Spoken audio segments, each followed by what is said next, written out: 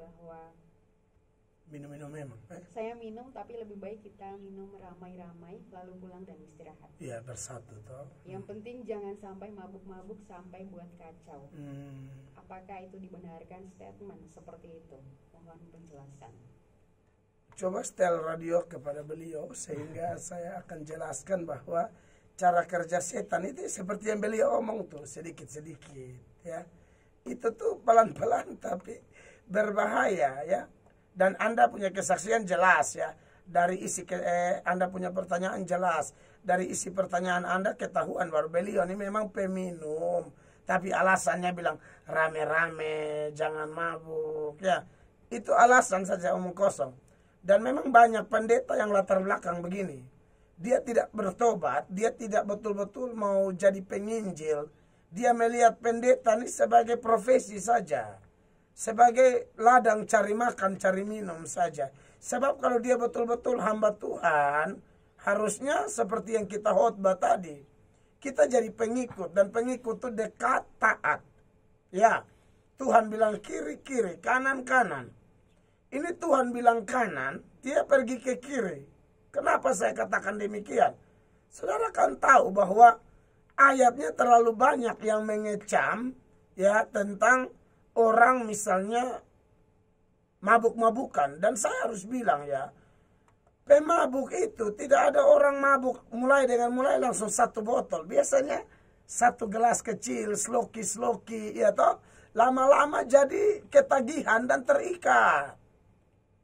Saya sendiri tidak menyalahkan bahwa boleh minum alkohol dalam takaran tertentu, dalam ya istilah dalam arahan orang-orang kesehatan, ilmu kesehatan. Saya pikir tidak ada masalah. Karena Paulus kan bilang kepada Timotius waktu pencernaannya bermasalah, tambahkan sedikit anggur, berkaitan pencernaanmu masalah. Dan saudara, banyak pemabuk yang tahu ayat itu loh. Dan mereka pakai dasar ayat itu untuk terus minum. Berarti sudah lihat di sini. Ini yang orang bilang kutip ayat dalam gelap. Sehingga pakai ayat tidak sesuai konteks ayat itu. Ya.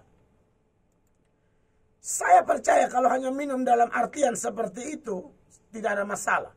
Tapi kalau dari pertanyaan Anda ini sudah jelas. Ini beliau peminum.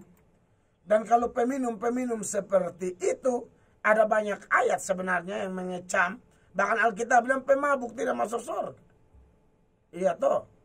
Apalagi berkaitan dengan seorang pemimpin, hamba Tuhan, ketua majelis, pendeta. Itu jelas-jelas tidak boleh. Mari kita lihat ayatnya yang mengatur tentang pola hidup, gaya hidup seorang pelayan Tuhan, apalagi penilik jemaat. 1 Timotius 3 mulai ayat 1. Benarlah perkataan ini. Orang yang menghendaki jabatan penilik jemaat menginginkan pekerjaan yang baik. Karena itu, nah ini wajib, ini rumusnya. Karena itu penilik jemaat harusnya seorang yang tak bercacat, suami dari satu istri, ya. Jadi tidak boleh istri dua atau sudah ada istri selingkuh. Tidak boleh, ya. Makanya pendeta-pendeta harusnya mendisiplinkan diri dalam hal mengcounseling orang. Karena ada beberapa pendeta yang saya lihat kurang hati-hati. Kurang hati-hati, terlalu banyak baca Alkitab sampai otak tertutup. Akhirnya konseling istri orang, akhirnya jadi bahan omong. Mungkin dia tidak selingkuh, tapi tidak tepat. Seorang pendeta laki-laki konseling istri orang malam-malam, video call sampai jam 2, itu tidak benar. Padahal Anda punya istri, itu orang punya suami. Ya. Ini hati-hati, saya mesti ngomong ini karena saya waktu di New York, saya dapatkan kesaksian seorang pendeta dan dia mengaku di depan umum. Gara-gara apa? Mulai dari orang bilang sharing. Share. Pak Pendeta, Bapak Gembala, saya mau sharing. Gembalanya juga bodok. Lalu bilang, oke. Maka sharing lah. Sharing nyaman, maka bukan sharing lagi. Tapi sering. Bukan sharing lagi, ini sering. Selalu ada waktu Untuk janda yang lain tidak ada waktu. Untuk ibu yang lain tidak ada waktu. Tapi ibu yang cantik ini bapak akan siapkan waktu. Ini kisah nyata loh. Sharing-sharing, sering-sering, maka mulai apa? Serong-serong. Mulai ada kata pujian. Ya, si ibu ungkapkan, saya nyaman loh curhat sama bapak. Ini bapak yang memang serius loh. Ini ada orang yang baca Alkitab, tapi soalnya peka dengan ini. Jelaskan Alkitab, tapi tidak mengerti ini. Maka apa? Sharing, sering, serong, sorong. Maka ancurlah. Ancur. Jatuh. Sampai lari ke setengah istri. Sudah niat bercerai. Untung Tuhan selamatkan. Ya. Jadi pendeta-pendeta siapapun Anda, dengar ini, jangan bikin malu orang, nanti orang hantam. Anda di Facebook kan kasihan. Omong firman Allah berbikin begitu kan bikin malu. Dan dia lanjut, dapat menahan diri, tahan diri sedikit. Bijaksana, sopan. Ya, makanya kalau ada pendeta sudah kenal kebenaran baru bertato lagi, saya bingung. Sopannya di mana? Lu mau jadi gembala apa? Pimpin pemuda-pemuda, lihat Bapak Gembala bertato, apalagi dia ngefans dengan Gembala, rohaninya tidak benar, dia ikut tato seperti engkau. Dan kalau dia tato seperti engkau, kasihan masa depannya. Sekarang mau jadi polisi, mau jadi ini itu, orang periksa ada tato atau tidak.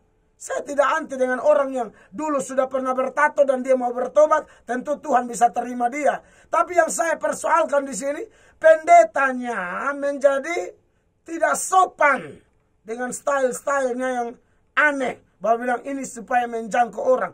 Yang jangkau orang itu Roh Kudus, bukan lu. Sambarang sah. Roh Kudus kami ini hanya khotbah-khotbah, tapi dituntut sopan. Suka memberi tumpangan, cakap mengajar. Nah ini nih yang saudara tanya. Bukan peminum. Nah ini dia. Serius loh.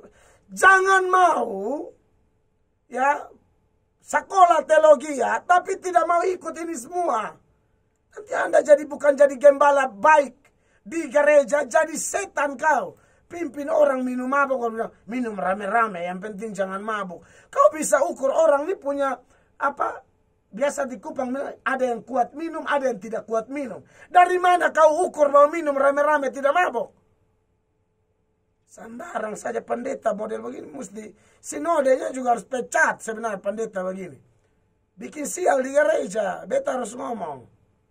Bukan pemarah, melainkan peramah, pendamai, bukan nambah uang dan seterusnya.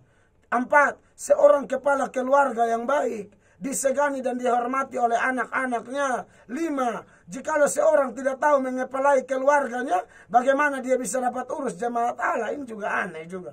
Rumah tangga berantakan tapi tetap jadi gembala, itu sene benar. Minimal bertobat, ya, bukan berhenti, bertobat kau. Tuhan mau pakai kau jadi bertobat. Ayo pimpin istrimu, anakmu dalam cinta. Dan jangan bawa kesesatan seperti mabok, tato, konseling istri orang. Tidak boleh itu. Tolonglah. Orang tuh minta maaf. Saya mesti ngomong. Tak usah pakai minta maaf sebenarnya. Saya harus ngomong. Kita itu dari nakal baru jadi pendeta. Jangan jadi pendeta baru lu kasih tunjuk lu pun gila. Kita jadi pendeta bicara kebenaran, tampil benar, hidup benar. Pasti ada kurang, berusaha. Begitu. Yesus bilang kiri-kiri, kanan-kanan. Kau jangan, Tuhan Yesus bilang ke kanan, kau ke kiri lagi. Begitu sudah. Menurut saya itu pendeta mesti bertobat ya. God bless.